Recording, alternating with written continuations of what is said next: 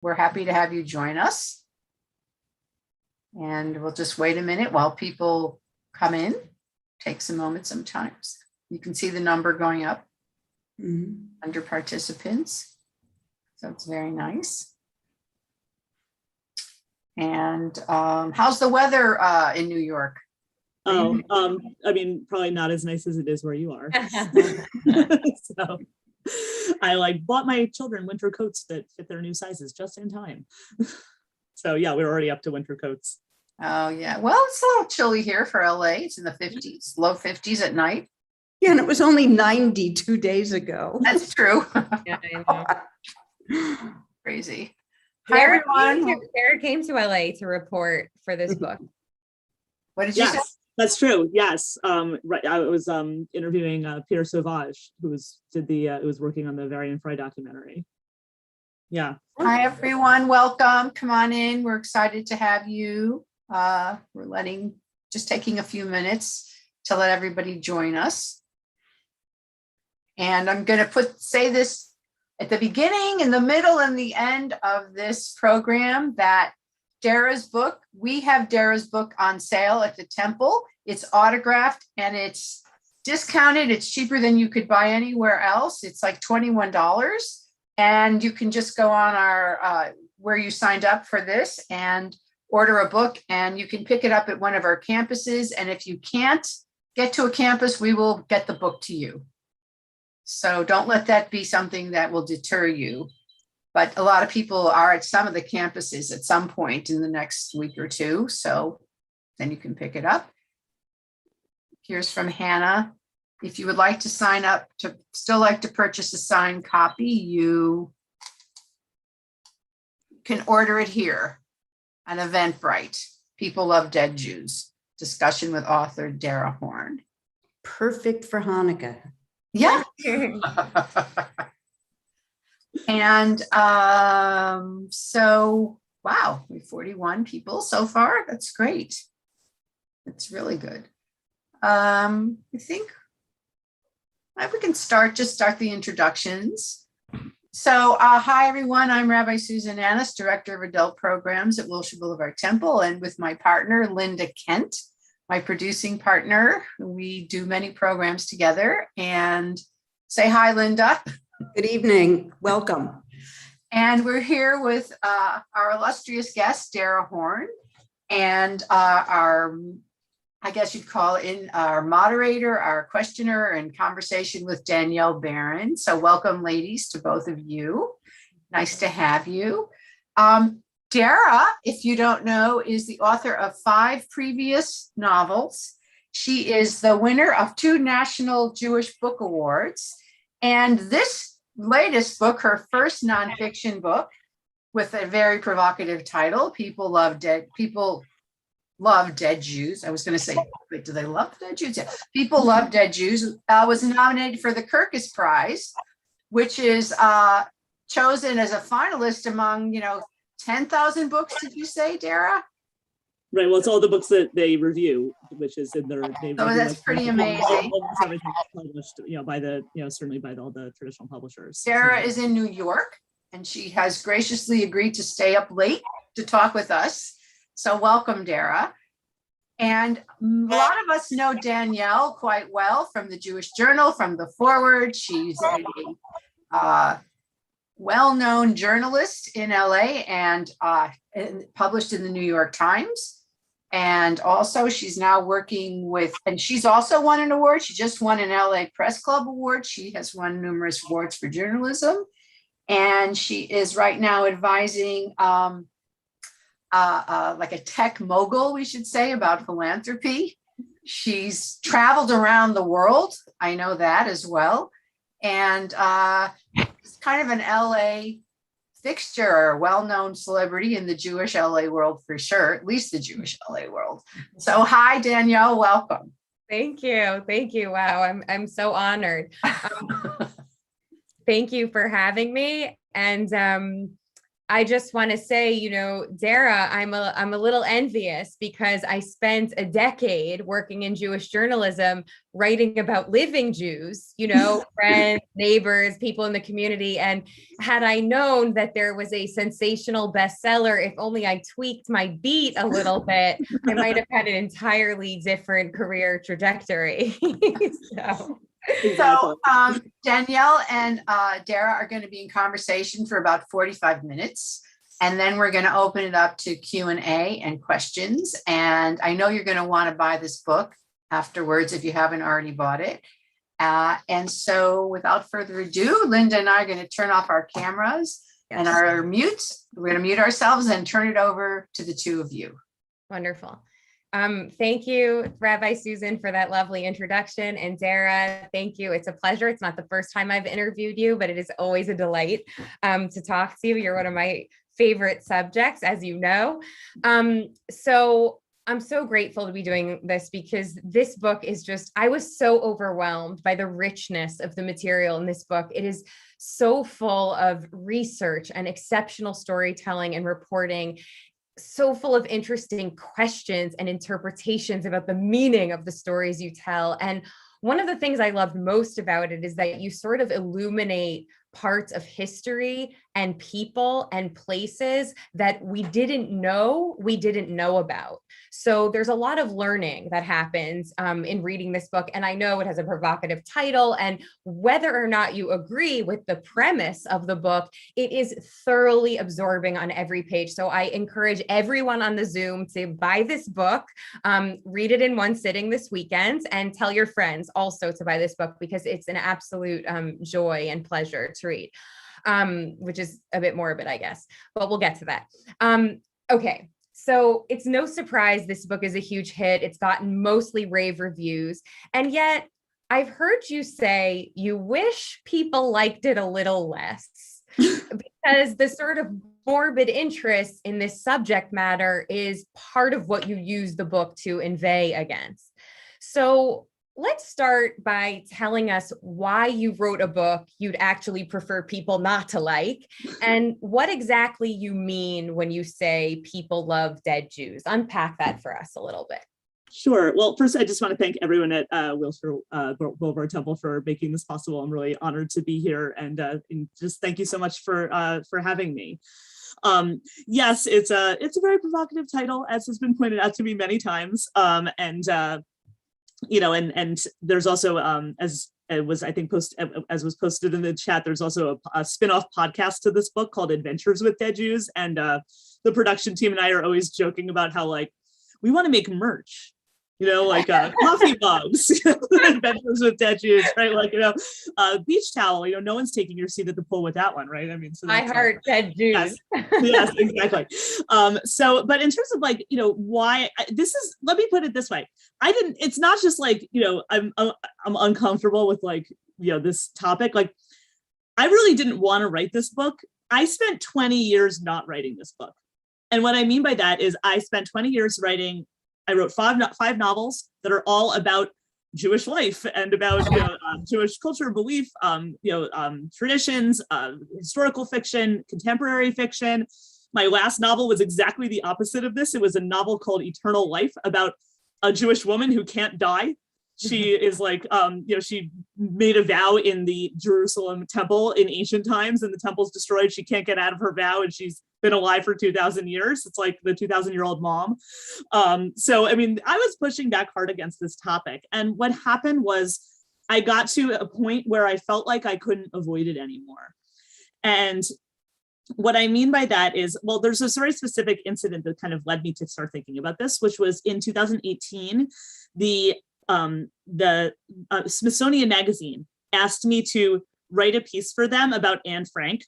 And I got that request, and I just thought wow, I really don't want to write an essay for Smithsonian Magazine or anyone else about Anne Frank. I just really don't feel like doing this ever.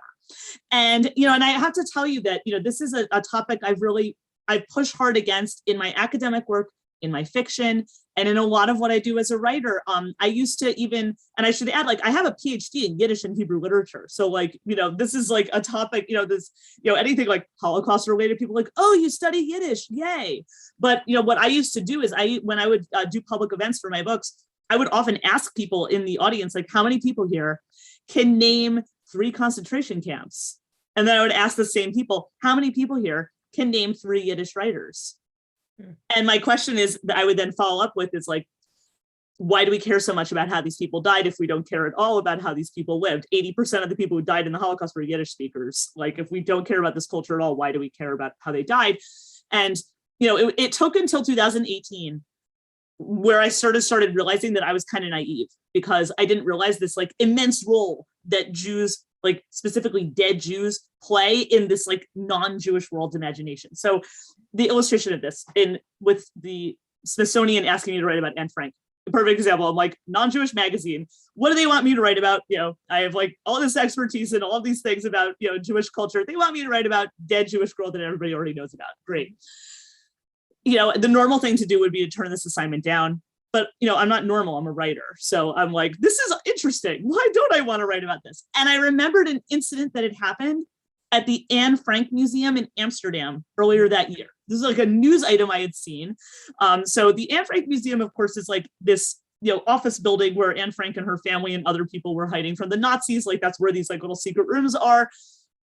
This museum is now this blockbuster international destination. They get like, 2 million down the block. Oh yeah. I mean, somebody even made a documentary about like waiting online to go to the museum. Yeah.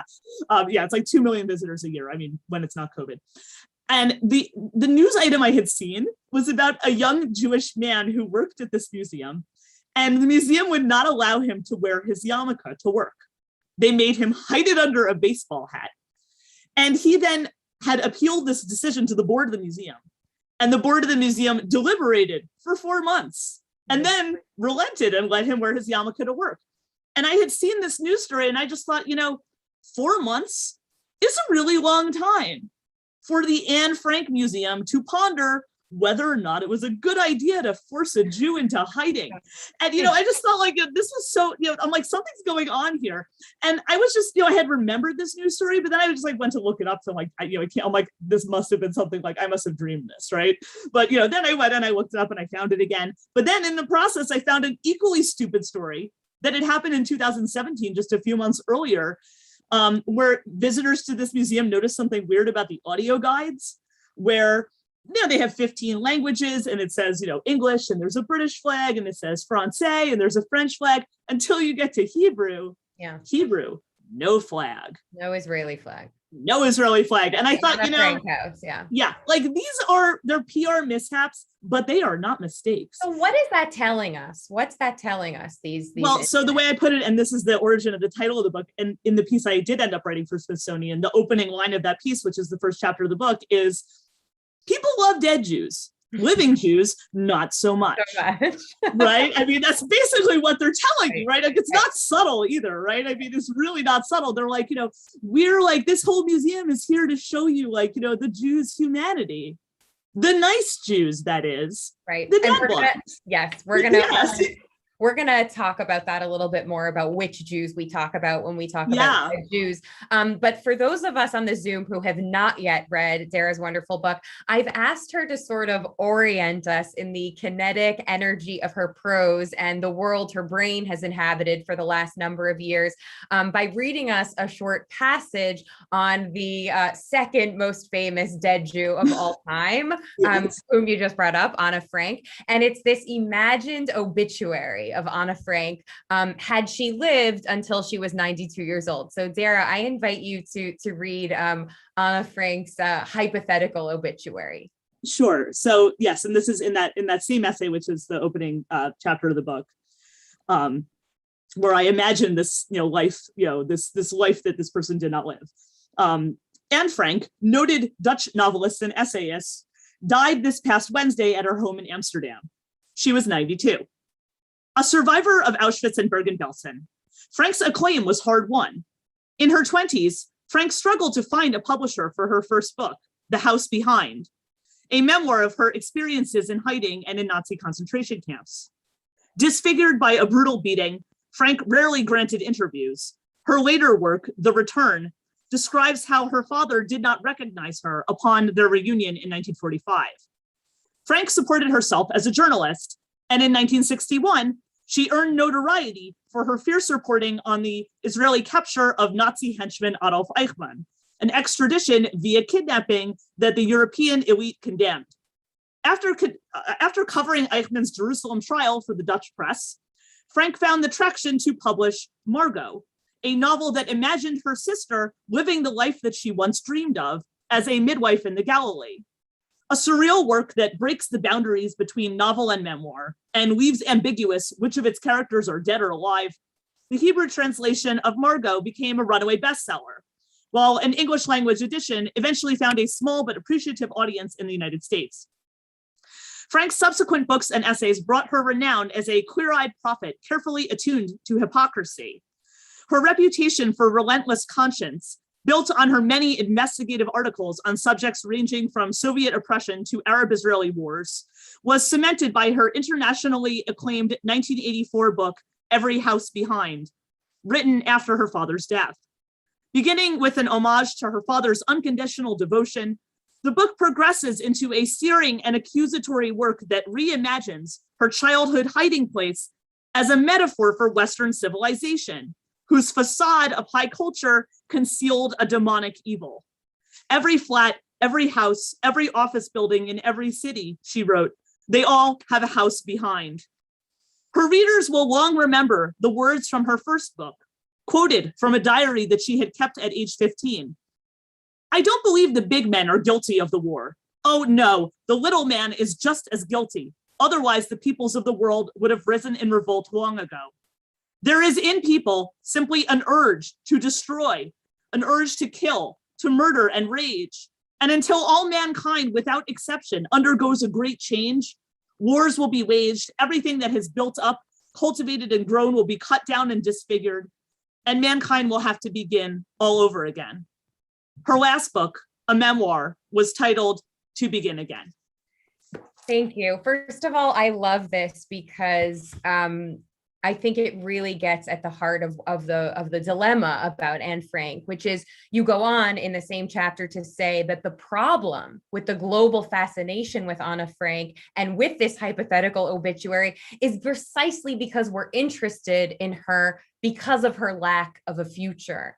And you also note that her most famous words, which everybody on this Zoom knows, I still believe in spite of everything that people are good at heart, were indeed written before she met people who were not so good at heart.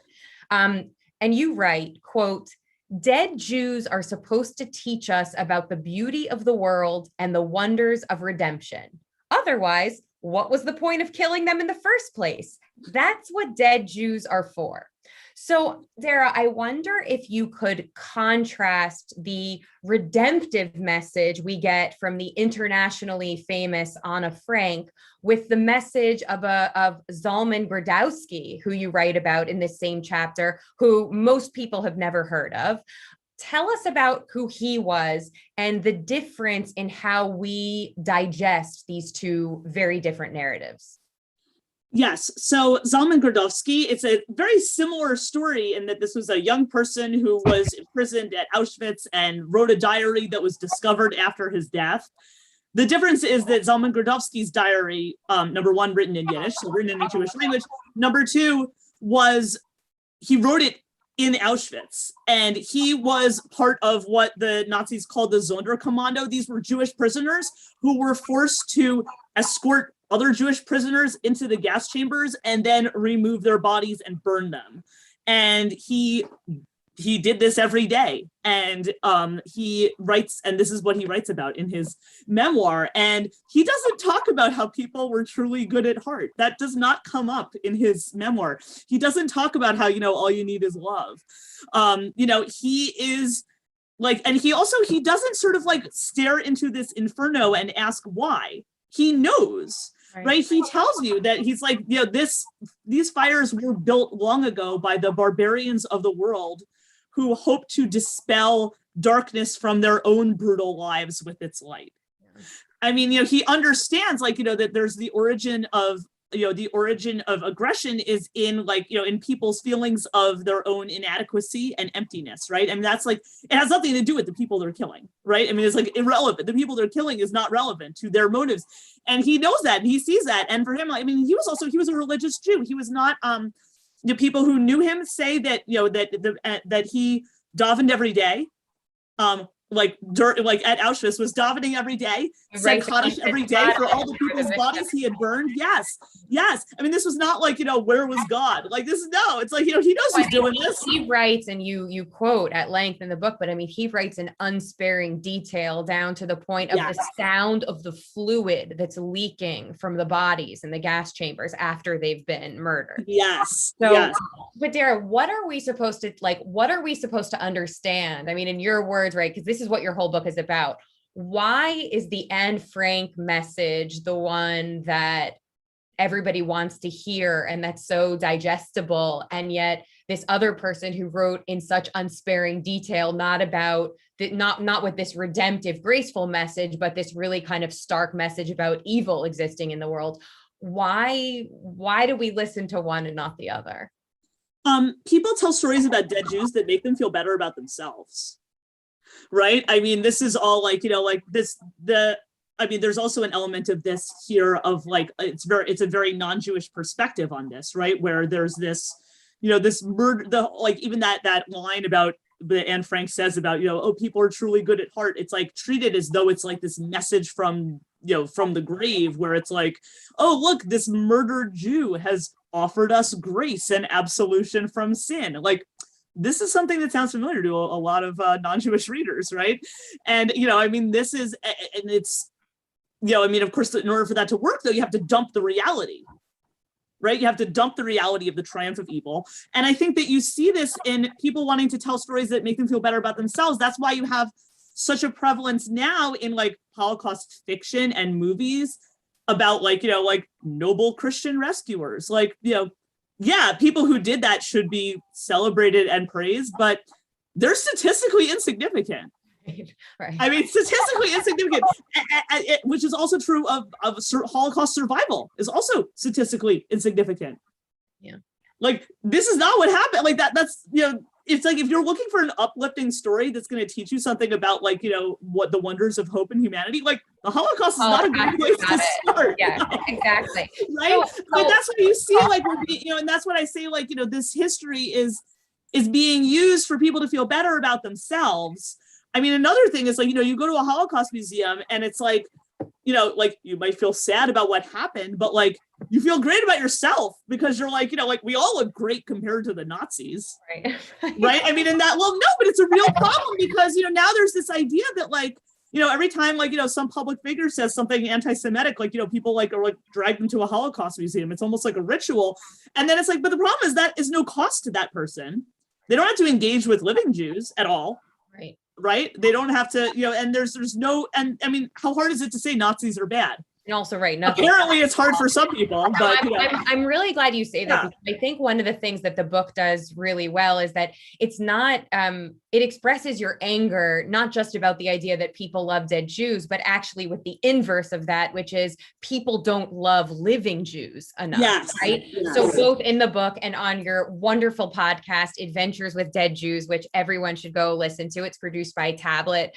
And it's really, really fun, and you will definitely enjoy it. So everyone should, but so both in the book and on the podcast, you sort of consistently lament the lack of appreciation and respect for the content of Judaism, for Jewish religion, history, tradition. And so when you talk about the dead Jews that sort of have this psychic hold on the broader culture, you're talking about people that you've referred to as relatable Jews, right? Which is to say non-religious Jews, non-Yiddish speaking Jews, or what we might say are sort of deeply secular, westernized, if you will, non-threatening Jews.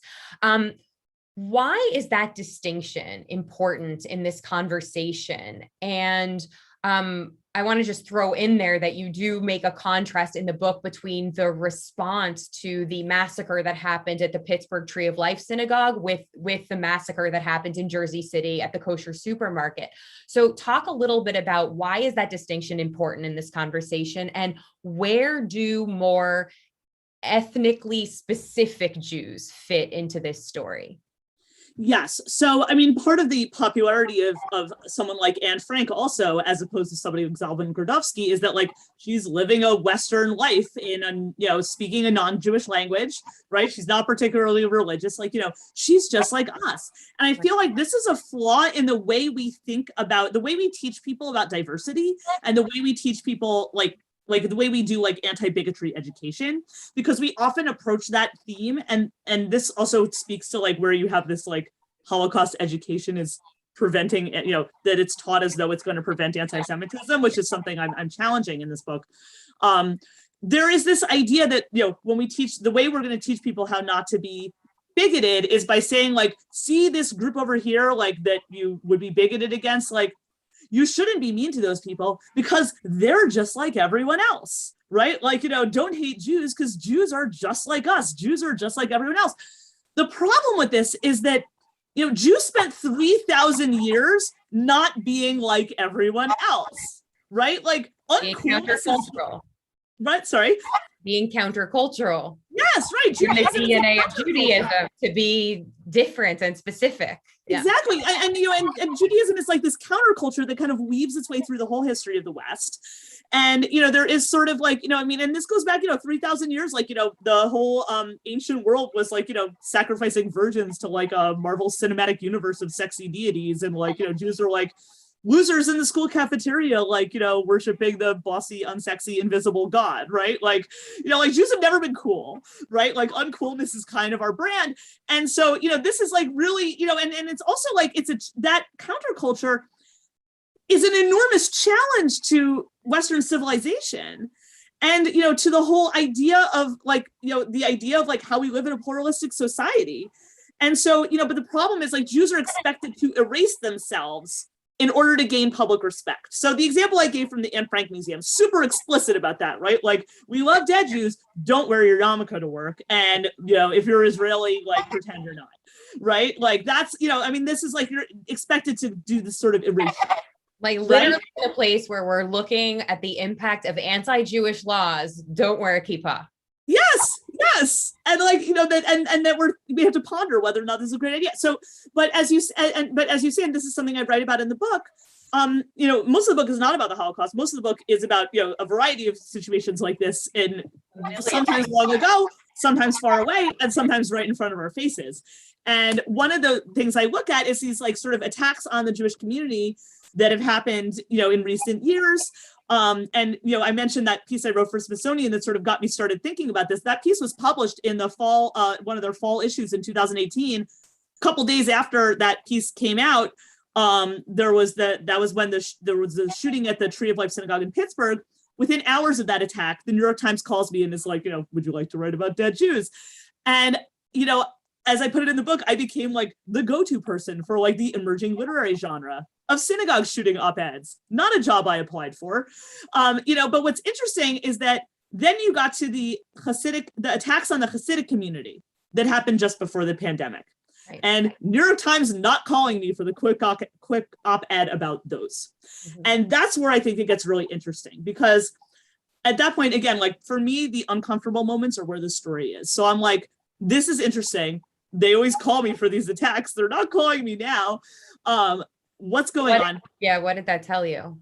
Well, I think, I know exactly why, because what I did was I looked through all of the news articles about those attacks, and there were several of these, and I could not find a news article about these attacks that didn't say something derogatory about the community being attacked in the process of reporting it. And that was like really eye-opening for me. So like, for example, the shooting in Jersey City. This was at a kosher grocery store in the Satmar Hasidic community. So this is like a very, very strict insular Hasidic community. Yeah, like, and every article I read about that attack talked about how this community was gentrifying a minority neighborhood. which is really interesting because, Message of that is. Sorry. Message of that is that they Yes, somehow deserved, right, they were doing something wrong, and they, Well, and also, it's also not true because, number one, these people were fleeing gentrification. They got priced out of Brooklyn. That's why they're in Jersey City, right? Number two, these are highly visible members of the world's most historically persecuted minority and the top hate crime target, according to the FBI, right? I mean, this is not like white hipsters here. So and also is there this murderous rage against gentrification? Are people walking into independent coffee shops with automatic weapons and blowing away white hipsters? Because nobody's killed anyone in Silver Lake, as far as I know. Right? I mean, yeah, or Blue Bottle Coffee has yet to be. It's that's not what's happening. But we're this gaslighting thing where we're pretending that's what's happening when that's obviously not what's happening. Right. And I mean, there are more. I mean, I don't know how much time I'm belabored on this, but it's so clear, these articles are sending a signal. And yeah, as you say, the signal is these people deserve it. Somehow brought it on themselves. Yes, this is a direct victim blaming. And it's it's sort of you don't have this outpouring of support like you do for the Pittsburgh attack because these are people with weird hairstyles, right? They don't look like us. But here's the thing, newsflash, people who attack the Hasidic community, they're not doing it because they disagree with Hasidic practice and belief, right? I mean, they're doing it because these people are visible. Right. The end. Well, I'm really glad that you sort of segued us, because one of the, obviously, anti-Semitism is a big theme in the book, and anyone living as a Jew in America these last few years has witnessed the reemergence of very public acts of anti-Semitism, from straight up terrorizing massacres, as we saw at Pittsburgh and Poway and Jersey City, to everyday acts of intimidation and humiliation and violence, even on the streets of West Hollywood, which we saw during the recent war between Israel and Gaza. In the book, you identify two forms of anti-Semitism. You talk about Hanukkah anti-Semitism and Purim anti-Semitism. And you basically say Purim anti-Semitism is this explicit threat of genocide that's coming from the outside. Somebody wants to kill you and is planning to kill you. Whereas Hanukkah anti-Semitism is a more subtle coercion that forces Jews to essentially participate in their own self-destruction. So, or what you would call Jewish self-erasure. So since we're coming upon Hanukkah, I wondered if you could give us a few examples of Hanukkah anti-Semitism from the book. And I wonder how you think it relates to the anti-Semitism we're seeing in America today. Sure. So this is one example that I give in the book. Is about something that happened. It's leading up to the Hanukkah story, which is, of course, this Hellenistic empire takes over Judea. And at first it is, as you say, it's this soft, it isn't at first let's kill all the Jews. It's actually never that. It starts out as, you're our colony now, and we have a better, our culture is cooler and better than yours. So you're now our colony and you're part of this. Awesome. Let's all party. And what happens is there is this sort of there's this assumption that Jews are expected to go along for this ride, and they do, right? Because they're a vassal state. So they're we could be a good vassal state. I mean, it's partly a strategy. And so the Jews themselves, they build a gymnasium in Jerusalem. They build for these Greek games. And they recruit teenage Jewish athletes to participate in these Greek games. And, and it's not just we think of athletics yeah, great, you could be in the NBA, hooray. But in Greek culture, it isn't just a celebrity sport or something the way we think of it. It was tied up with the religion. It was a huge part of public life. It would be saying participating in sports, being able to participate in sports was the equivalent of being able to have a social media account. Yeah. Right. Yeah. It was the thing you had to do to matter in this society. Yeah, exactly. Yes. Participating in culture. And if you've ever been to an art museum, you know that Greek sports were played in the nude. So these teenage Jewish boys had their circumcisions reversed so they could participate in these Greek games. And no one was making them do that. Right. And that's the piece that I find really fascinating, because it's only 10 years later, 10 years later, they do start passing legislation, which is outlawing all these different Jewish practices. And by the way, you also this is paralleled in the story about the Soviet Jews, and you talk about Zuskin and what happens there. That's like slowly there are all these kinds of restrictions that are placed on them that they kind of abide by in order to get by in the society, and then all of a sudden it morphs into a little bit more of that Purim anti-Semitism, which is, oh, well, you did everything we wanted you to do, but now we're going to kill you anyway. Exactly. It's like this editing, right? The non-Jewish society is sort of saying, like, we love Jews. There's just like, these three things that we're not cool with, and you just change those and we're good. What's really interesting about the Soviet example is the way that they phrased it in the 1920s, before the state of Israel existed, was, we're not anti-Semitic, we're just, fill in the blank, anti-Zionist. Anti-Zionist, right. And of course, in the process of not being anti-Semitic and just being anti-Zionist, they managed to persecute, imprison, torture, and murder thousands of Jews. Right. Yes. So it's like also fascinating, but I have so many things I want to, so I'm going to jump a little bit here. On the same subject of Jewish self-erasure, of course, we here live in Los Angeles, AKA Hollywood. And I want to take a minute, and this is also because this is something I covered extensively in my journalism. I want to talk about the ways that Hollywood has engaged in Jewish engaged and encouraged Jewish self-erasure in America. This is something you don't write about in the book, but you've covered on your podcast. You do an episode on Schindler's List and then another on Gentleman's Agreement. And I want to add, people on the Zoom will know this. I don't know if you know this, Dara, but Wilshire Boulevard Temple in particular, our host this evening, was largely founded and built by Hollywood Jews. So on the one hand, we have evidence of Hollywood Jews engaging in Jewish life to some extent, but that did not often translate until more recently, I would argue, into the work that they were producing. So I wonder if you could talk to us a little bit about, give us your take on sort of like the way Hollywood and Hollywood Jews transmitted Jewish culture and why you see that as problematic. Sure. So yeah, as you say, this is something it's not very much in the book, but it is very much in the podcast. Two films that I talk about in the book are Schindler's List and Gentleman's Agreement. So probably the one that's more familiar to audiences today is, of course, Schindler's List. In the podcast, I sort of, I kind of joke about this a little bit, but what I find is really interesting is like Spielberg made Schindler's List at the same time that he was making Jurassic Park. And in the podcast, I kind of compare, it's like literally he was like, he built his concentration camp in Poland, like he built his own set. And then he's like shooting all day at the concentration camp and then comes back to like his rented house in Krakow and is like editing Velociraptor footage all night. It's an amazing contrast. Like, well, but then what's amazing is I went and watched both of those movies like back to back, and I'm like, they're very similar.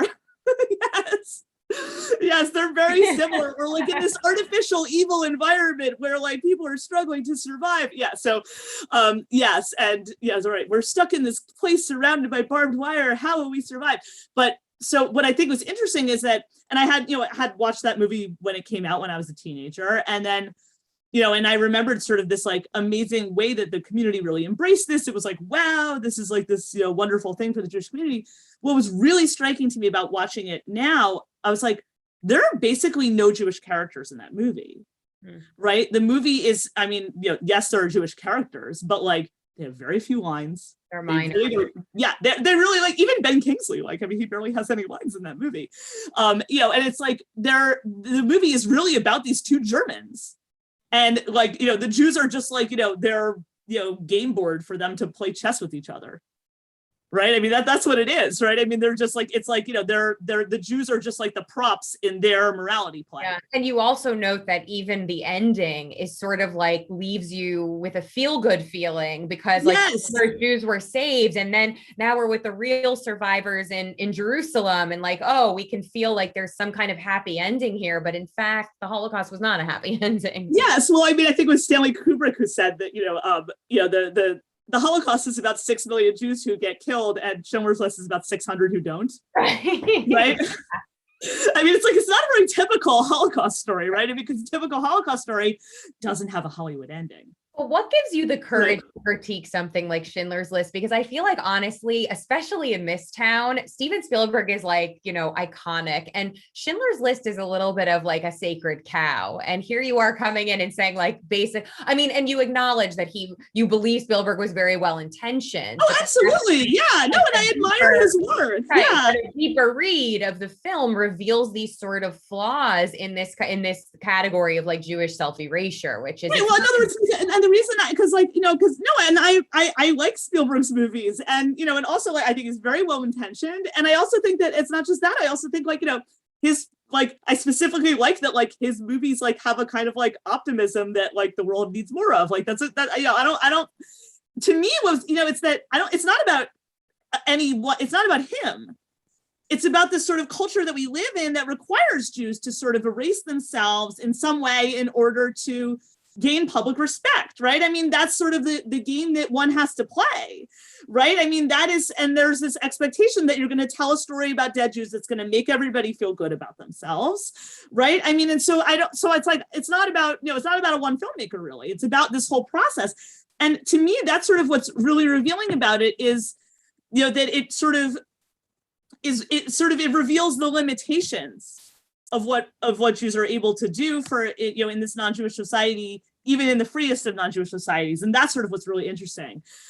So yeah, I mean, I don't know that I just to me it was just sort of obvious that I mean, it is a white savior narrative, as we now say, right? I mean, that is what it is, right? I mean, that's very clear. I don't think I'm saying anything, particularly, this isn't this hot take, right? I mean, first of all, it's a movie that's 25 years old, or 30 years old, but also, I think it's just true. And, and there's a lot of things I'm saying in this book that to me are just sort of obvious, but I think that what's interesting to me is how many readers are surprised by the things I'm saying in the book and in the podcast, because I think it reveals how hard we work not to see these things. Yeah. It was so important for people to feel like Schindler's List was doing something wonderful for the world, and this was going to really bring Jewish stories this kind of dignity that they deserve, and that people really wanted that to be true, right? Necessarily, and still really want it to be true. Yes. Yeah. So the other movie I talk about in the podcast is a much older movie, Gentleman's Agreement from 1947, which is it's the weirdest movie. It's one of these movies that was it was enormously successful. It swept the Oscars. It was a huge blockbuster. But when I tell you the premise, it would make you laugh. It stars Gregory Peck as this journalist who's his editor at his magazine gives him what he thinks is a super boring assignment. He has to go write a bunch of articles about anti-Semitism. And he's like, this is so boring. I need some cool angle to make this story come to life. And so he's like, I know. I'll pose as a Jew for 6 months and then see if it changes the way people think of me. Spoiler alert. Yes, spoiler alert. It does. Yes. So it's yes, Gregory Peck poses as a Jew. And it's sort of just this kind of amazing, it's you watch this movie and it's if this idea sounds cringeworthy to you as a viewer in 2021, that's pretty much how everyone else in the movie feels about it too, because they're all like, Phil, don't do this, right? I mean, quickly, if you will, because I think some of the most interesting parts about that story, it's not even the story itself, which is also interesting, which we could unpack in a 45-minute podcast. But remind us again about you had this very interesting bit about the woman who wrote the book and how she kind of hid her Jewishness, how the producer that no one actually made the film was right. Jewish. So it was it's this social protest anti-Semitism movie, right? But then it's first of all, it was but the whole thing that it's enacting about this atmosphere of anti-Semitism is happening to the people making the movie, because first of all, it was almost impossible to get it made because no Jewish studio executive would touch it. It ended up getting produced by one of the only non-Jewish studio executives. And the only reason he was interested was because he had the week before he saw the script had been turned down from some LA country club because they thought he was Jewish. So it was like, he's like, this is relatable, right? And the director was Ilya Kazan, right, who also is not Jewish, and then like, I mean, but also like it was hard to get somebody to play the lead. Like Cary Grant turned it down. Gregory Peck only said yes, like against his agent's advice. So there's that whole like layer of it, and then all these people get hauled in front of the House Un-American Activities Committee afterward. But what's interesting also, so the book it was based on, Gentleman's Agreement, which was this, it had been serialized in Cosmopolitan. It was like a runaway bestseller, was written by this woman, Laura Hobson. So from that name, doesn't sound particularly Jewish. And she had previously published under a series of other names like Laura Mount and Laura Keene. She was born Laura Zametkin. Her dad was one of the founding editors of the Jewish Daily Forward, the Yiddish paper, the Forward, and her mother was also a Yiddish writer for a different Yiddish paper. She never used the last name Zametkin. And she was basically, she didn't like deny she was Jewish, but she was basically doing what one historian on the podcast calls passive passing. Right? Like she was sort of just like, I'm just going to call myself Hobson and that's going to work for me. And that's the way I'm going to get this attention. I love the part on the podcast where you talk about how like, maybe when she was in school and people were like schmying her name and she didn't like it. And you're like, I find it very hard to believe that a teacher who had mastered calculus couldn't pronounce Zametkin. Yes, exactly. Right. Exactly. Okay. Wait, I see the clock is like going. And I want to get to two more things before we go to audience questions. So I'm going to ask you, I love listening to you, but I'm going to ask you for like your Reader's Digest version of these next ones so we can move quickly.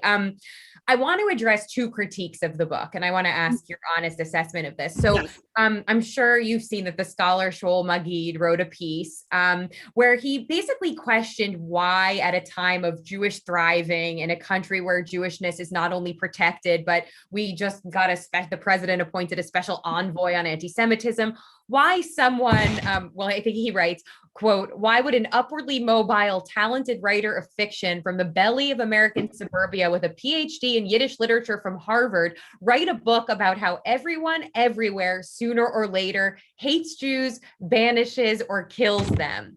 So in other words, since we have it so great, why are we focusing on Jews who didn't have it so great as if that's the only story we can tell about ourselves? How do you respond to that charge, or that like you're being cynical? Sure. No, well, I mean, I think the first thing is that, I spent 20 years not writing this book. And what I mean by that is if you read any of that, other things I've written in my entire life, I've been avoiding this subject like the plague for 20 years. And the reason that I basically caved to write this book was because I didn't feel like I had a choice. Because this sort of has become so, this was sort of, I got to the point where like none of my, every time I was writing for a non-Jewish publication, this is the only thing they wanted me to write about. I just sort of like, it was hard to ignore that. It got to the point where it was something that was affecting my children's lives. It was something that, and I think that is part of the self-erasure, is that like everything is great, like that kind of thing. And I have to tell you, this is something I would not have known before I published this book, but since this book came out, it has been kind of shocking to me. This is one of the things when I said I wish that people liked this book a little less at the beginning when you mentioned that.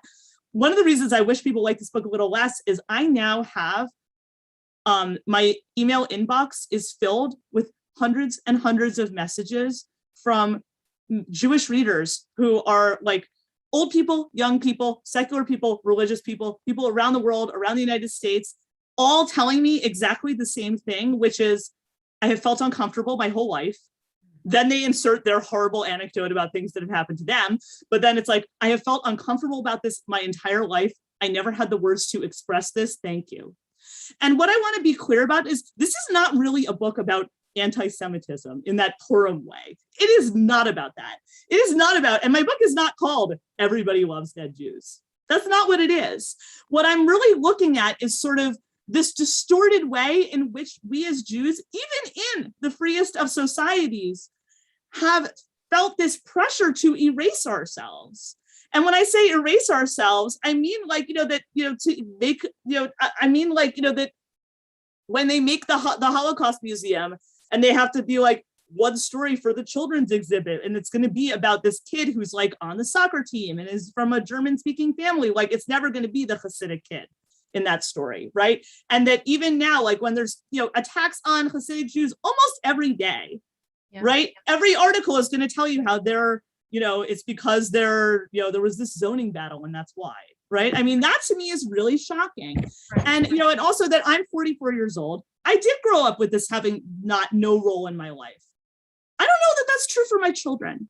Yeah. And that's something that that's something that I really have been shocked by. And that's, and I've been like honestly appalled since this book came out that it kind of turns out that it's a bigger problem even than I thought it was. And when I would say a bigger problem, I'm not really talking about anti-Semitism. I'm talking about this need for Jews to minimize their own experiences and minimize their own emotions in order to gain public respect. And I actually think that kind of critique of the book is actually part of that exact problem. Yeah, interesting. Yeah. So in another interview you did with Mary Weiss, there was this very funny moment where she was citing these like very alarming statistics from AJC about anti-Semitism in America, which I later found out was based on a very limited sample, but never mind. And it was something like 1 in 4 American Jews has been the victim of anti-Semitism in the last year, and 80% of Jews said anti-Semitism had increased. And people thought those numbers were like terribly grim. And you were like, what? Those numbers are great. There was a pogrom in Ukraine that killed 50,000 people. And I thought that was so funny. But I think you address this because you write in the book about the paradox of like, on the one hand, when the New York Times comes calling to write about Pittsburgh or to write about Poway, and you talked about how all of these things amount to me constantly having to justify the Jewish right to exist. But then you contrast that with like speaking to Jewish audiences where there's this kind of ongoing internal panic that everybody hates us. And then the only way to basically say to them, it's not 1930s Germany, is to essentially diminish the 9 lives that had been lost that week, right? So it's like skirting this very interesting line. But I guess I wanted to ask you, do you worry at all that our communal emphasis, or dare I say overemphasis on Jew hatred, encourages what Magid describes as negative Judaism, in which, the animating force of Jewish identity is everybody hates us, rather than, say, studying Torah or lighting Shabbos candles? Yeah, I mean, that's why I spent 20 years of my life pushing back against this concept and pretending it didn't exist. 20 years writing novels about Yiddish and Hebrew literature, right? I mean, writing novels. I wrote a novel where Maimonides was a character in it. I wrote a novel where Yochanan ben Zakkai was a character in it. I mean, this is pretty deep in the weeds. Yeah. And and publishing those books and teaching Israeli literature in colleges, this is what I've been doing for my whole career, and I'm intending to continue. And, the only thing about this book is that, I think that there's sort of this, that's exactly what I'm saying. I mean, this book ends with Daf Yomi. Okay, right? Wait, pause, because that's my next question, and then we'll go. Stop. Okay. I have to stop. We have to let other people ask some questions. Yes. Okay, sure. Because, and then we could continue, but I feel like, we need to question is yes. There should be more emphasis, but that is exactly what I'm about. More emphasis on Jewish life is what I'm looking for. Okay, so, well, we have this one viewer, he's from Israel. He got up at 4:30 in the morning to watch this. And he says, that he feels you're being ungenerous toward non-Jews who express an interest in the Holocaust. He says, for me, it's enough if a non-Jew takes 3 hours out of their weekend to go to a Holocaust exhibit. It's not right to denounce them for having the wrong kavanah. They are entitled to feel whatever emotions they feel. So he feels that you're being harsh on people who have an interest or fascination even with the Holocaust. So how do you respond to that? Well, I don't think I'm being harsh on them. I mean, I'm not not claiming that these people are doing this for a cynical reason, but I'm saying that frame is just built into the way we do this, right? I mean, there's this expectation of, going to a Holocaust museum, that's going to be your first stop when you want to learn about Jewish history. Right. I mean, and that's what I'm sort of pushing back against. I'm exactly making the point that the last question was making, which is that would I rather that person learn about Jewish life and tradition? Yeah, I would. And so, so that is sort of I'm not saying that person has cynical motives, not at all. But what I'm saying is that, I mean, there are many aspects of this book where I talk about people with cynical motives, but I don't think that the average person who's going to the museum has cynical motives. But I just think if there's a problem with education, you know, if we're against this idea of like negative Jewish identity, then why are we presenting that to a non-Jewish audience? Right? That's sort of what I'm questioning. Like, think about like a kid's social studies textbook. What does it say in a social studies textbook in public school about Jews, right? It may, you know, it's basically there's a chapter about the Holocaust and that's it. Right? I mean, it's like, why is that it? Like, Jews are like, you know, Jewish culture is the foundation of Western civilization, right? This is not like a marginal story in the history of the West, right? I mean, you know, so like, why wouldn't you emphasize that? And also like and as this counterculture that really challenges Western civilization in a lot of ways, in a lot of really interesting ways that would kind of like, you know, turn the whole story on its head if we were to teach it. You know, and I also sort of question the idea that, you know, this prevents anti-Semitism because, you know, I don't know that, you know, I think, you know, 30 years later after building all these museums, I don't know that that's true. It may have worked at one point, but I don't see it. I don't know that that's still true. So, you know, I mean, yeah, absolutely. I think there are many people of goodwill who go to these museums, but, you know, I kind of wish that there was a different kind of museum that we would take them to first. Like the African American Museum has slavery and the rich culture, you know, in Washington of their history, and we need well, there is in Israel, of course. There's going to be, yeah, exactly. Well, the Beit HaTfusot, it's now yes, the Jewish has been people. totally changed. Yes, it's been changed to emphasize sort of like, and because Beit HaTfusot used to be kind of negative for a different reason, exactly, right? Because it was like sort of like, you know, negating the diaspora communities too. So that, but that's a different topic. Now it's the Museum of the Jewish People. Yes. Do you think that our first task, though, really, it's like most Jews don't even know their own history or their own culture. I mean, but that I think is a product of this self-erasure, right? And it may not be that person's choice. It may have been a choice that was made generations earlier. And it is how, depending what time in history that choice was made, it probably was a product of anti-Semitism, a lot of those choices. But I think that, yeah, I mean, I think that the same education that I would like to present to non-Jews, I mean, yeah, obviously it's even more valuable for Jews. So yes, I think that there should be an enormous investment in Jewish education that isn't about, you know, murdered Jews. Yeah, I am absolutely arguing that. Okay, does anyone else have any questions? I mean, Zach from Israel also talks about how we remember our dead Jews, but I think that's a different point, you know, like Yizkor or Yom HaZikaron or something is not the same as the non-Jews having a fascination with dead Jews and not liking living Jews. Yeah, well, I know your point. Yes, I mean, there's definitely a role that dead Jews play. I mean, this is a culture that's based in very largely on memory, and it's absolutely about, you know, we also like rehash these sort of moments in our history, but it's about, in this case, it's really a story of resilience. Right. I mean, that's what I think that you gain from Jewish history within the Jewish tradition. It's not a big story of like this lachrymose view of Jewish history, as Dara Horn put it, but where it's like, you know, this litany of destruction. But it's this like story of resilience, and, you know, I mean, the whole Talmud is like right? It's the Dayenu. Yes, right. It's the story of perseverance and persistence, and also creativity and creativity. Yes, reinvention and regeneration. Exactly. Right. So Jeremy Dunkel from Sydney, Australia actually has a question. So I'm going to allow him to speak to ask his question. Where is it? I don't see it. Jeremy, he's going to say it out loud. Okay, go ahead. Wow. Hi. Oh, hi. Sorry, I obviously can't type very fast. Firstly, it's been wonderful hearing from you.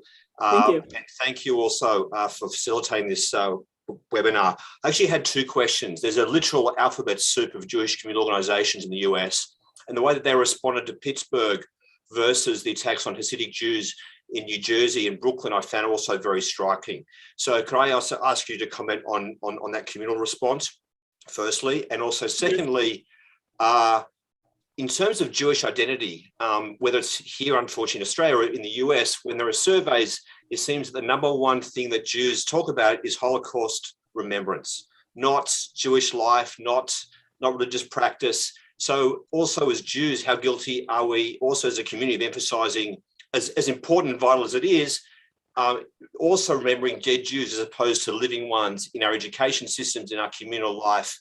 Could you comment on that as well? Thank you. Sure. So to the question about like how the sort of organized Jewish community and these various, alphabet soup of Jewish organizations responded to, the attacks in Pittsburgh versus the attacks on the Hasidic community, I actually think that may be a little bit inaccurate because it was those organizations that set up. There was a lot of those attacks that I was referring to that happened. It was just before the pandemic.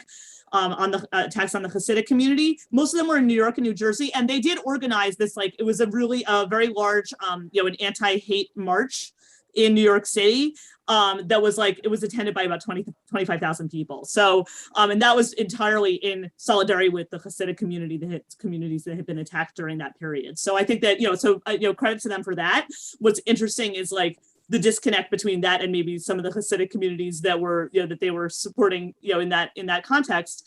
In my book, I talk about the juxtaposition of that massive Jewish event in New York versus the Siyum Hashas, which happened, I think it was a few days later or a few days before, which was the conclusion of the Talmud ceremony, which was also in the same neighborhood, but they filled a stadium with 90,000 people for that. So I think that is sort of a testament of thriving Jewish life. So I do think that the Jewish community did stand up for the Hasidic community in that sense publicly. To your question about a lot of Jews also will say that, remembering the Holocaust is so important. I think that there isn't this sort of binary of there's Jews over here and then there's non-Jews over here. There is a spectrum of people who are more or less committed or connected to Jewish life. And I think that Jews who are not so connected to Jewish life are getting the same education that non-Jews in their society are about Jewish culture. And what that means is they're reading the school textbook that when it talks about Jews is talking about the Holocaust. So that's if that's their only Jewish education, then that's what they're getting. I do think that there is probably, there was a lot of, and I think that there was this decision that was made in the Jewish community, certainly in this country in, the generations after World War II, to put emphasis on this Holocaust remembrance. And I don't think that people in that generation made a mistake, because I think that they were combating Holocaust denial.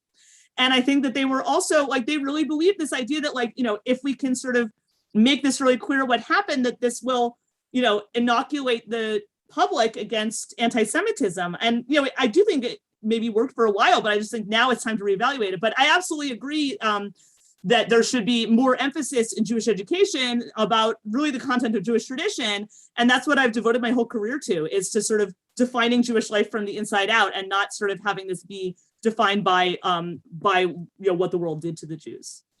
So I want to tell you something and see if you heard of this, and then comment on something else, which was when they were having those attacks in New York, I actually read an article that some Hasidim had set up some kind of a booth in the street saying, meet a Jew, meet a Hasidic Jew. And did you read about this? I haven't heard about this. And I was you could come up, and it was in, a neighborhood, and hi, I'm a Hasidic Jew. I want to, something like that. And that connects to this latest AJC survey about anti-Semitism, where it said that 1/3 of Americans have never met a Jew. And one of the things we're a small minority, but that a lot of anti-Semitism is hearsay because they don't even know any Jews. Yeah, well, that's how my book starts that way. It's with an experience I had in high school at an academic tournament where I was sharing a room with some girls from Mississippi who were stunned to meet me and were why do you have blonde hair? I thought Hitler said you all were dark. And I was really taken aback by this, but as I say in the book, I'm I don't think these people weren't stupid. They also, I don't even think were bigoted. I think they were just ignorant. They had never, as you say, they had only encountered dead Jews, right? The only way they knew about Jews was from what the high school textbook said about the Holocaust. So if it's okay, I'd like to conclude with one final question. Yes. So Dara, I just want to say, there's an evolution that you go through in the book from when you first start writing about dead Jews to where you get at the end. And there's this really beautiful conclusion, whereas you're sort of processing on the page everything you've learned and experienced in the course of writing the book. Instead of wallowing in misery and self-pity, you decide to do something pretty radical and inspiring, and that is study Talmud. And so you decided to participate in Daf Yomi, which for those who don't know is a group of Jews around the world that decide to study a page of Talmud a day, so they can still live their lives and go to work and do all those things, but they're studying Talmud, and it takes about seven years, Seven years to complete the Talmud. So Dara decided to, instead of be depressed about people loving dead Jews, that she was actually going to engage more deeply in her own Judaism. So I think that's radical and inspiring. And really, I think the best act of defiance against millennia of Jew hatred. You seem to be saying that the best way to fight anti-Semitism is like, go be a Jew, right? So I want to ask, what has it been like for you to engage in Talmud study at this point in your life? And maybe please share with us the most recent, interesting, or inspiring text you've encountered. Sure. So as I say in the book, like I had studied Talmud a few times in the past, and I had always found it like incredibly annoying, because it's just like, you know, these guys are just arguing with each other. They very rarely come to any conclusions. It's like they're having a contest for like the most pedantic possible point to make. It can be very, very frustrating. But when I was studying this, like after these attacks before the pandemic, which is when Daf Yomi started, was a few weeks after that, I suddenly felt like I could relate to these people, because what I saw that in their this like kind of like obsessive compulsive way they were approaching the Jewish law and the Torah and the texts was a product of grief and fear and resilience, right? Because the Talmud is sort of like this virtual reality system where they're like, okay, we used to have our worship that was focused on this temple in Jerusalem. The temple is destroyed. That really should be the end of this religion, right? But instead, it's like Judaism almost fakes its own death in order to survive this cataclysm. And so much of the Talmud is about sort of this, you know, these forgotten, sort of like, you know, it's like they're trying to reconstruct this whole temple ritual, right? Even though it happened, you know, by the time they're still arguing about it, like 300 years later or 400 years later. And I was like, this is a masterclass in resilience, right? I mean, it's like, these are people like, you know, in America, we like to say that from grief, you like move on, but of course, like that never happens. What happens is you move through, and you are like witnessing these people moving through this. And, you know, and they're creating what, you know, psychologists maybe now would call post-traumatic growth, right? Where they're like taking this destruction that is like destroyed, like the most important thing in their lives. And then they're saying, what do we do now? Right? They're not saying, let's forget about it, you know, let's move on. They're saying, now what? And like, you know, how do we rebuild this relationship with God? How do we sort of like take what we still have? What do we still have? What resources can we draw from that we can still use? And I just thought it was like suddenly, like, I was like, I get it. Right. And I never got it before that. I always was like, this is ridiculous. Why are we bothering? Now it's like suddenly like, it makes sense to me. Right. And so in terms of just like something beautiful that I've learned, I mean, there's so many crazy things that I've encountered. But one, I'll just leave you with one that is in the book, which is this story about, you know, Moses in the Torah goes to Mount Sinai, he gets the tablets of the law, comes down from Mount Sinai, sees that the people are worshiping an idol while he's been gone. And then he smashes these tablets in frustration, then has to go back on Mount Sinai to get a new copy. And then in the text, it later tells you that, you know, they build the Ark of the Covenant and they're carrying this through the wilderness on their journey to the promised land. In the Talmud, it says they have many pages about like what is in this Ark of the Covenant. And what they decide is it's not just these new copies of these completed texts, the completed, the replacement tablets of the law, but also all the broken pieces of all the pieces that were broken that when Moses smashed the tablets are also in the Ark, right? They also go with the people on their journey. And to me, that was just sort of this beautiful moment that like, you know, even when we're broken, we take those broken pieces with us, right? We replace them with something new and more, you know, that suits us now and that is serving us now, but that those broken pieces still come along with us. And, you know, one thing that is sort of writing this book has given me is like a lot of compassion for people who have been through these, you know, traumatic experiences, but also, you know, people who have like wrestled with these questions on their own in many, many different circumstances throughout Jewish history. And I think that in a lot of ways, the Jewish people, we are still carrying those two sets of tablets with us wherever we go. We are carrying the broken ones and also the whole ones with us. Thank you so much, Dara Horn and Danielle Berrin, for a fascinating discussion. I know we could go on and on. If you look, anybody looks in the Like chat. you Potomac can- does, right? It's going to take 7 years. Exactly. If you look on the chat, you can see where to get Dara's book from us. Or are you, Linda, Yeah, please join us. Come on. thank And, you. Somebody just wrote, Mitch just wrote, wow. So I think, and I'm thrilled that we had a viewer from Israel, a viewer from Australia, Yeah. and many from all over the country. And thank you so much for both of you for just a wonderful evening and a fascinating discussion. Thank you. This was Thank you, really Dara. exceptional. Thank Thank you for having me. It was a Thank you. pleasure, both of you. And we thank you all for joining us. And we wish you a little bit early, but happy Thanksgiving next week. And An early happy Hanukkah. Yes, And Hanukkah's Hanukkah like right days- days later. okay, thank you so much. Okay. Bye, everyone. Good night. Good night. Yeah. Good night. Right. Really nice comments coming in.